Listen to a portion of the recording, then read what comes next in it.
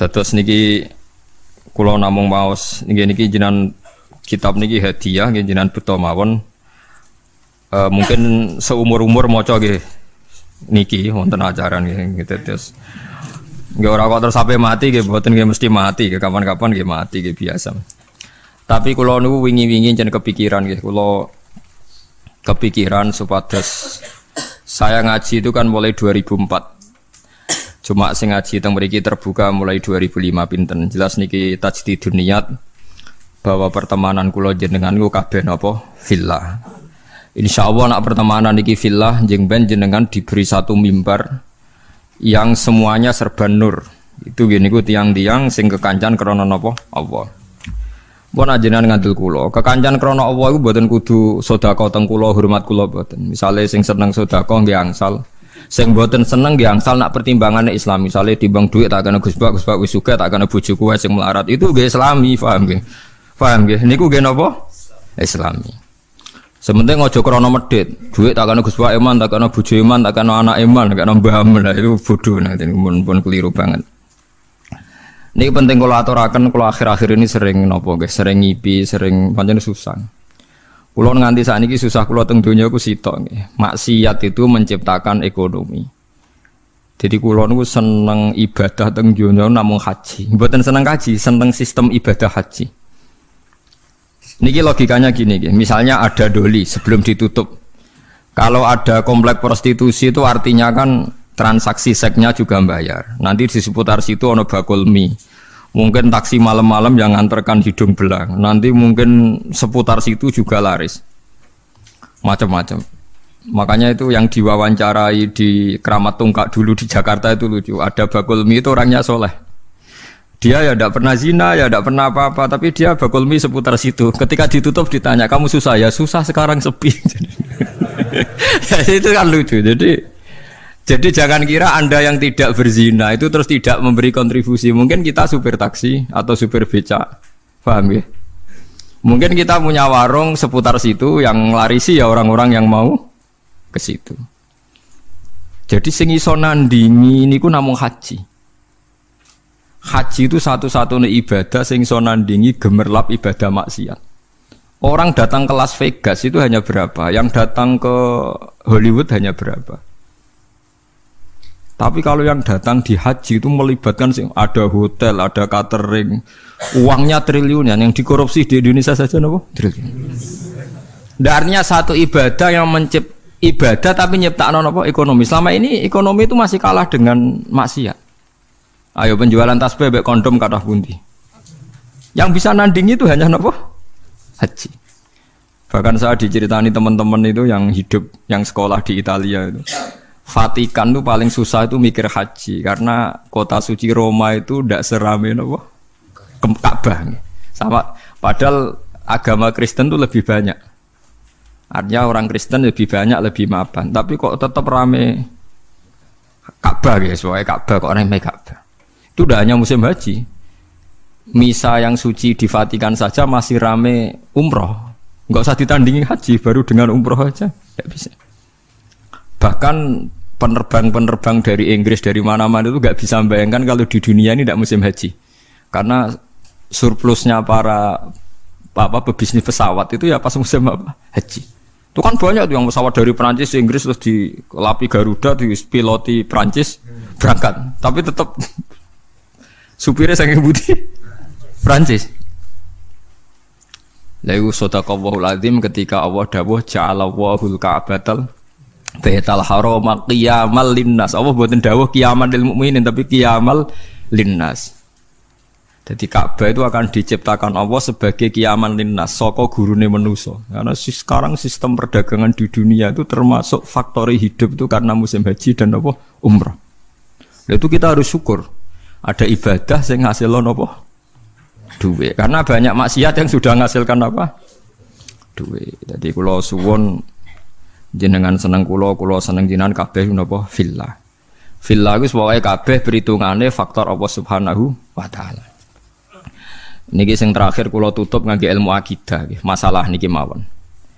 Nomor kali itu hanya ulama yang tahu kenapa kita mencintai Allah. Dan ini saya tidak bikin-bikin. Saya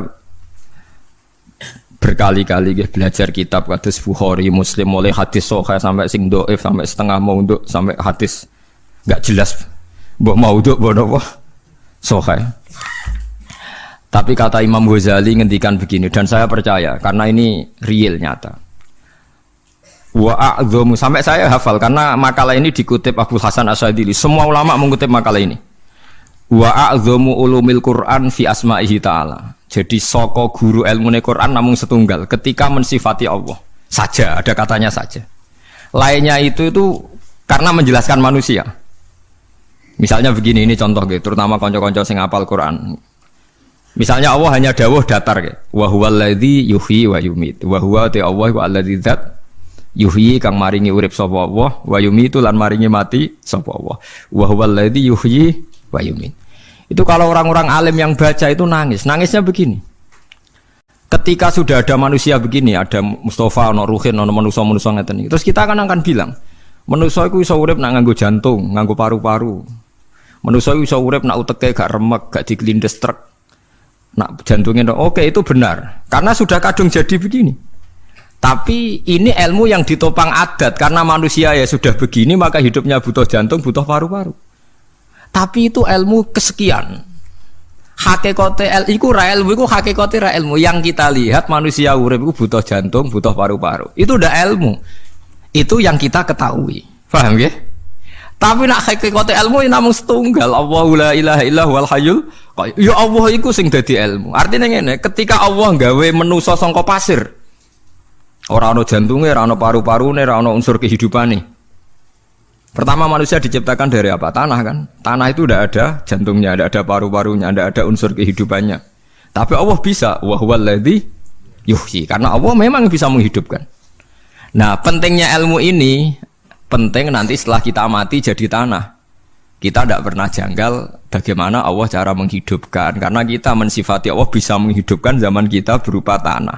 Maka Allah akan mudah lagi setelah kita jadi tanah, Allah ya akan mampu menghidupkan lagi. Lah kita ini dididik orang kafir atau orang sekuler untuk percaya paru-paru jantung, terus percayane kenemen ndas. Wis wong Islam diam-diam ya melok mamang pisan. Mosok wis mati suwi iso tangin neh carane piye lha iku musibah. Napa iku napa musibah. Lah saya itu berkenalan dengan jenengan hanya punya kepentingan itu supaya iman-iman yang faktor Allah itu hidup lagi. Ya iman-iman sefaktor Allah napa hidup lagi. Kita bilang kalau kita tidak makan mati itu yang kita ketahui, tapi itu udah ilmu. Kita nggak akan ngomong bisa hidup itu dengan paru-paru jantung itu yang kita ketahui, tapi itu tidak ilmu. Yang benar-benar ilmu kayak wa huwal ladzi yuhyi wa yumiit. Paham sih kalau maksudnya? Nah itu pentingnya kenal ulama. Nah, kalau kamu begitu berarti benar-benar mencintai Allah karena Allah kamu zat yang super, yang luar biasa. Nah tapi nak nyifati Allah kayak wong awam, carane urip piye tanpa jantung? Padha karo kene nakoki pangeran. Ndak iso tenan Gusti jenengan kula urip tanpa napa? Pangeran mbok takoki ngono gitu kan. Lah itu termasuk al-mutahabbina fillah, orang yang mencintai ulama karena ulama lah yang bisa memuji Tuhan. Lane tiyang Yahudi, tiyang Nasrani dikritik Allah wa ma qadaru wa haqqan wa qadri. Mereka tidak bisa menghormati Allah dengan sepenuh-penuhnya sifat Allah. Karena mereka sering mengukur kekuasaan Allah ambek yang mereka lihat. Nggih, ambek yang mereka napa? Lihat. Mulane gejolkane Quran anggo jelek wong Yahudi. Orang Yahudi itu meyakini Isa itu anak zina karena Maryam tanpa bapak kok punya anak, berarti anak napa? Zina. Terus cari pangeran anggo jelek wong Yahudi, jarene cerdas pikir kok. Cara pangeran yo gampang, inna masalah Isa inta wahi kama salin napa Adam. Nak Isa iku mokhal mergo tanpa bapak, kudune wong Yahudi luwih ingkar anane Adam. Adam malah tanpa bapak, tambah ibu. Lah ya iku pentingnya ngaji. Ngaji iku sono pembanding. Dadi kowe nak dewa-dewa no yang Anda ketahui, Anda akan jadi kafir. Meskipun enggak kafir yang tenang-tenangan, tapi kafir diam-diam. Perkara ini meragukan kekuasaannya napa? Allah. Jadi mulane kula niku kan delok wong nggih bingung. Aku nak ra umume wong jare ra pinter, nak kaya umume wong dadi setengah kafir. Ya memang repot jadi ulama, tapi harus berani ngomong. Nah, itu tadi makanya Imam Ghazali bilang Quran ilmu tertinggi itu ketika hanya nyifati Allah. Kata wa huwal ladzi yuhyi wa yumiit. Allah bisa menghidupkan tanpa syarat. Wa yumiit ya tanpa syarat. Jadi